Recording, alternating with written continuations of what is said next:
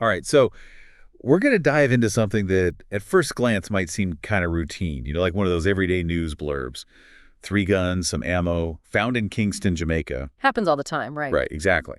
But, and here's where it gets interesting, no arrests. Now that's unusual. That's something you got to pay attention to. Yeah, no suspects, no big police raid, just box of guns just sitting there. So how do they get there? And what does this tell us about what's really going on in Jamaica? I mean, is this like normal? Well, what jumps out at me, what you should always look for in these situations, is the missing pieces. The fact that nobody was arrested, especially with a haul like this, tells me this was planned, organized. This wasn't just some, random street thing. Okay, so let's dig into this. We got the Loop Jamaica article here, and it says the police found a .357 Smith & Wesson, a Springfield XD9, and a Ruger P95 all ready to go. Apparently, plus 50 rounds of ammunition. That's not your average weekend warrior kit.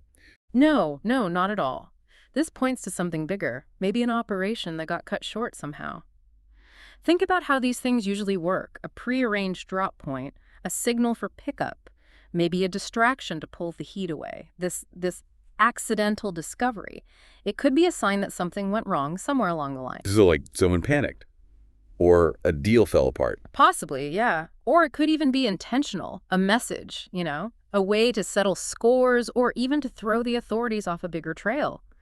This kind of thing happens more than you'd think, especially in Jamaica with the gangs and the arms trafficking.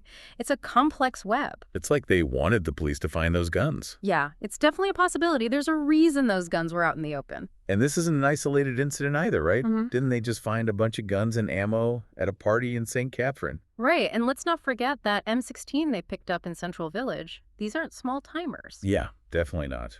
Okay, so we're seeing a pattern here. But the question is, what does it all mean? Well, that's what we're here to figure out.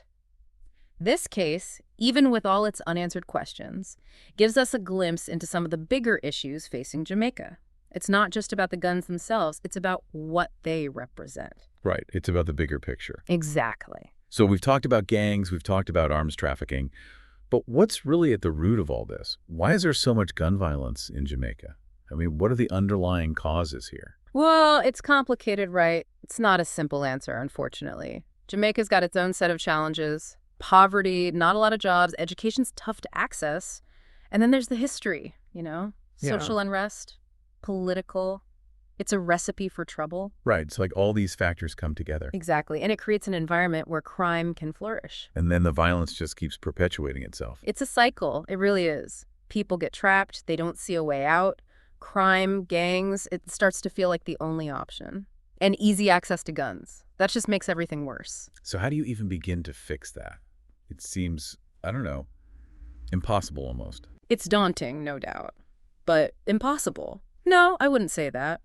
It takes a lot of different approaches, though. You can't just address the violence itself, you gotta go deeper. So it's more than just putting more police on the streets. Way more. The police are important, don't get me wrong, but it also takes social programs, education initiatives, economic opportunity.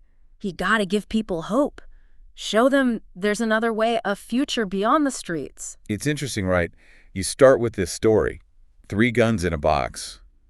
Seems almost insignificant. Random. Yeah. But it opens up all these other questions about crime, about violence, not just in Jamaica, but everywhere. Exactly. And that's the beauty of, what we do here. Digging deeper, making those connections.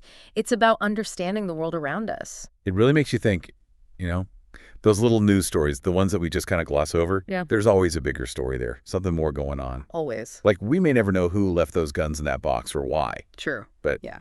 Are we even asking the right questions? That's the key, isn't it? That's what matters. That box of guns, it's not just about Jamaica.